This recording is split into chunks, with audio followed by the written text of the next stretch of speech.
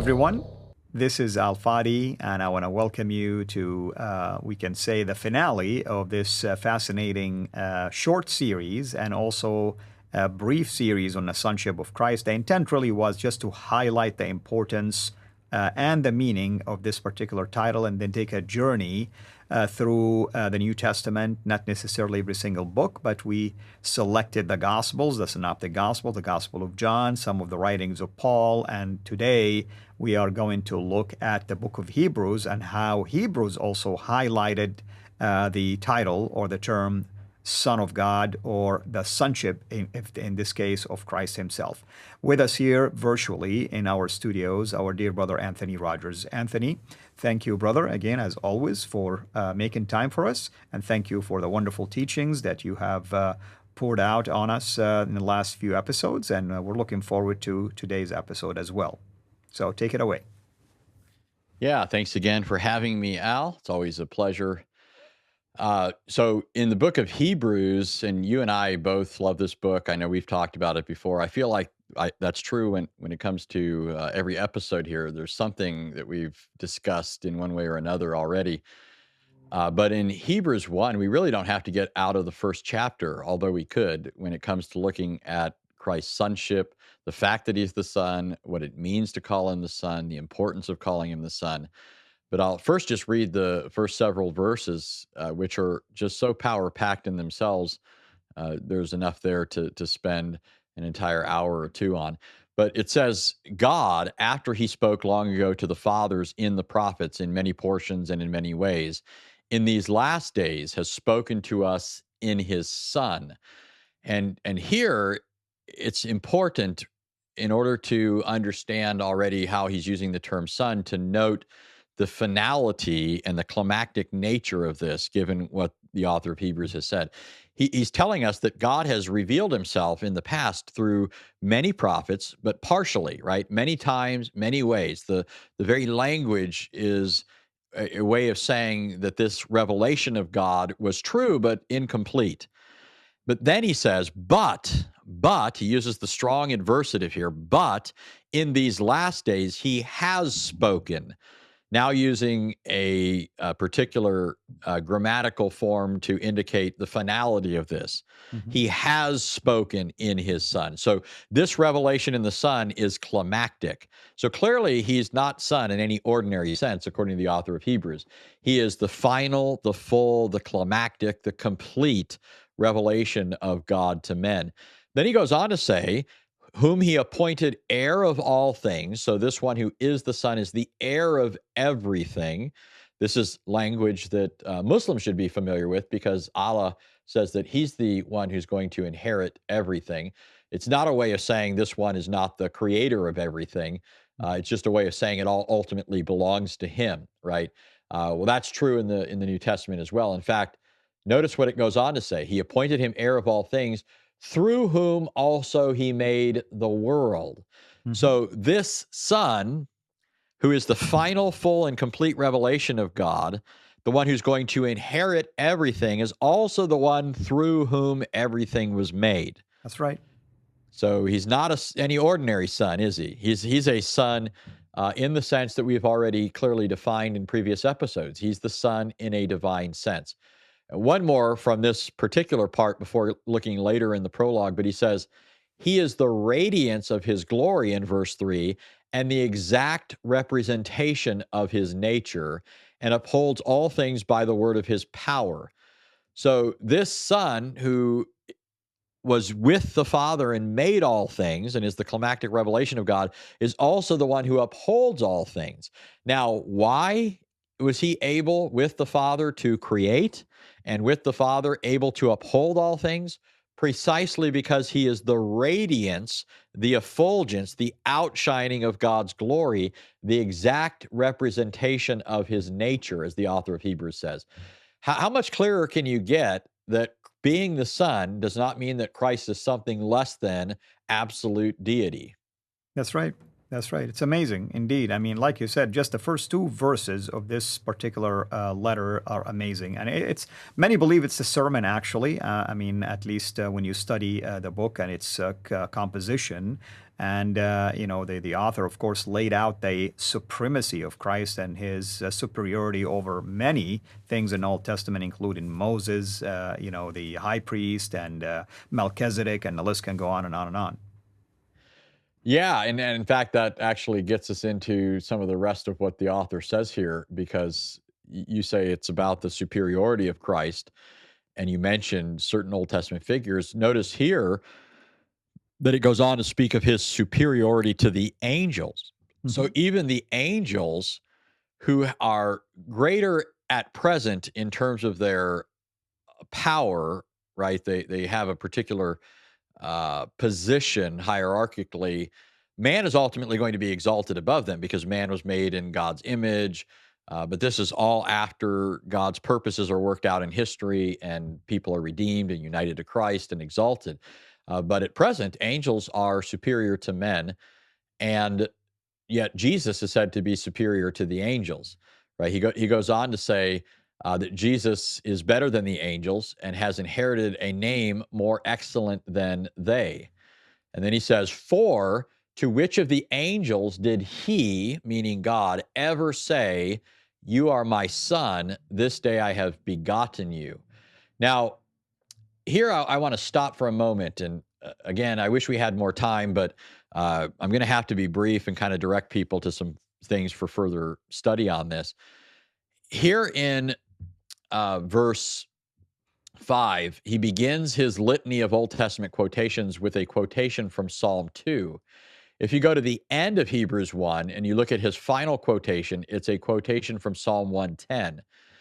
In the Hebrew text of Psalm 110, it refers to the one who's seated at God's right hand. It Hmm. refers to him in verse 3 as the one who was begotten before the day star, before creation. Right? That's how it's rendered by Jews in the Greek Septuagint. And so this shows us that the begetting of the Son mentioned in Psalm 2 is not a reference to something that takes place in time, but is a reference to his eternal begetting by the Father. Right? The Right. Father eternally begat him in eternity, the days of eternity, if you will. And so that's why the author of Hebrews is able to quote this passage and say it proves the superiority of Jesus, because it's not a begetting that took place in the today of temporal succession that exists in the world, but in the today of eternity, meaning before time even began. Uh, but people will have to watch. I have some episodes on Mark's Gospel where they can see this. I think you and I may have done so. I know we've talked about this. I just can't We recall did. the Yes. context in which we did it. So maybe it was in our discussion of Mark's Gospel or something. I don't know. But then he goes on and he quotes verse 6. He quotes another Old Testament text where all the angels of God are commanded to worship Jesus as the firstborn, which doesn't mean literally the person born first in the order of time. Firstborn was a title of preeminence, meaning the one who is superior to others. And so Jesus is identified as the one who is preeminent over others and the one whom the angels are obligated to worship. And then the climax is really found in Hebrews 1, verse 8, and Hebrews 1, verse 10. In Hebrews 1 8, it says, "Of the Son, he says," he meaning God, "of the Son, he, God says, 'Your throne, O God, is forever and ever, and the righteous scepter is the scepter of your kingdom.'" And then in verse 10, it says that the Father says about the Son, "You, Lord, in the beginning laid the foundations of the earth, and the heavens are the work of your hands. They will perish, but you remain. They'll wear out like a garment," and so forth. But you're going to remain the same, and your years will never end. So the author of Hebrews, just in the first chapter, has driven this point over and over again. We're being brief, but packed into each one of these statements is a powerful attestation of Christ's sonship and what it means, and how it is properly and necessarily understood as a claim of absolute deity. Absolutely, brother. Absolutely. No doubt about that. And I'm encouraging people, of course, to go and read that for themselves. Anything else from Hebrews you would like to also highlight? Well, I mean, one thing that we could point out is, well, in chapter 2, it goes on to speak of the fact that Jesus is the one who is going to ultimately realize God's purposes for creation, right? Mankind was created by God but fell and needed to be redeemed and restored in order to achieve that ultimate goal that God had for man. And so it became necessary for the Son to bring about redemption. In Hebrews 2, it specifically tells us that he took on himself the nature of Abraham's descendants, meaning he Hmm. became human. Right. And it, Right. it also says he didn't take on himself the nature of angels. It's not angels that he helps, but Abraham's seed. That's right. This very language presupposes the preexistence of the Son and points up the incarnation. It speaks of him taking on the nature of Abraham's descendants, right? There's no, if he really just is a human being and not a pre-existing divine person who takes on a human nature, there's no reason to speak this way. So the very language of Hebrews throughout presupposes this understanding of Christ's sonship. Another thing that can be pointed out is in Hebrews 7, we're told that Melchizedek is a type of Jesus. Right. And the reason he can be a type of Jesus is because there's nothing stated in the Old Testament about Melchizedek's genealogy, which you'd Right. expect, especially since he's being identified as a priest. Hmm. A priest in the order of Aaron had to show his lineal descent from Aaron, or else he Correct. couldn't be a priest. Correct. So, for Melchizedek to be mentioned in the Old Testament without any genealogy being given, he's said to be a priest, evokes, these sorts of connections that the author of Hebrews makes. He tells us that Melchizedek is a type of Jesus, meaning he's a picture of Jesus. The Spirit left out certain details in Genesis precisely so that he might use Melchizedek to point people to Jesus. And so he says that Melchizedek, we don't learn anything about when he was born, and that's in order to show that he's without beginning of days. We learn nothing about his death in order to show that he has no end of life. And Hmm. so, in this sense, he represents the Son of God, who is a priest forever, the author of Hebrews says. So, there again, you have an understanding of Christ's sonship being given in Hebrews 7. To be the Son means to be without beginning of days or end of life. Right. Also, one final thing is in Hebrews 11, one of my favorite texts, it doesn't specifically refer there to Christ as the Son, but it's talking about Jesus. And it's talking about these great men of faith in the past and how they Correct. believed and by faith did great things in the Right. name of God. And it comes to Moses, and it tells us that Moses, by faith, he didn't do what he could have done as the prince of Egypt. He could have made use of that to his own advantage. He could have looked down upon his Israelite brothers. He could have despised them and so forth. But it says that he chose to suffer affliction along with them. Hmm. And then it says this, it says he decided to be reproached with Christ or suffer the reproach of Christ rather than all the treasures of Egypt. Now, how does Moses choose to endure affliction along with the people of God and reproach with Christ or the reproach of Christ unless Christ is there with them? That's right. And you Right. And remember he, the he amount of was. transfiguration when Moses was one of those two figures. Yeah. Yeah, Moses appeared on the mountain. It had to be like deja vu for Moses, right? When Moses appeared on the Mount of Transfiguration, he's thinking, "I've done this before. Yeah. I've seen you on Mount Sinai before, Right. on a Right. mountain, in the past." Absolutely, brother.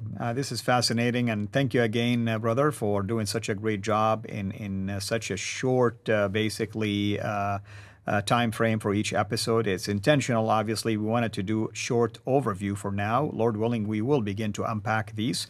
Possibly, we'll take each one of them and just do an entire series, like from each one of those segments about the Synoptic Gospels, about John, about the writings of Paul, the Hebrews, and maybe even others that we left off this time. So, again, we appreciate you, appreciate your time. Thank you for everyone, those who are watching. Thank you for your comments.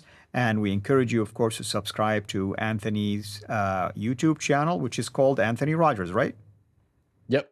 Yep. So it's Very, very very simple. clever, unique, Yeah. witty name. No one can mimic that name, so you cannot miss it. So you can subscribe to it, and we encourage you to support the brother also. He lives by faith. He does a lot of wonderful work. He teaches, he does live streams, he preaches, among many other things. He even, I think you are with a volunteer or working with the Ligonier Ministries, if I recall. Yeah, I work for them in a remote capacity as a Right. theological agent. I answer theological questions for them. Wonderful. And it's, I hate to say it, brother, but not everybody possibly will qualify for something like that. So I'm just highlighting to people the how confident these ministries are with your knowledge. And we praise the Lord for that. And we're so blessed by it. So everyone, I encourage you to please bless our brother in a variety of ways, partnering with him as well as you are doing with us. And we thank you for that. Until we meet again next time, hopefully in a brand new series or even unpacking this one. Brother, thank you so much. Everyone, thank you. This is Al-Fadi, over and out. God bless. Thank you for watching this video. Be sure to like and subscribe to our channel, CIRA International, and click on the bell so that you receive notifications whenever we publish a new video or go live. I would also like to appeal to you to consider becoming a Patreon patron by clicking the link right below. By doing so, you can give towards the production of these videos. There are also other options for you where you can give to our channel. I thank you from the bottom of my heart.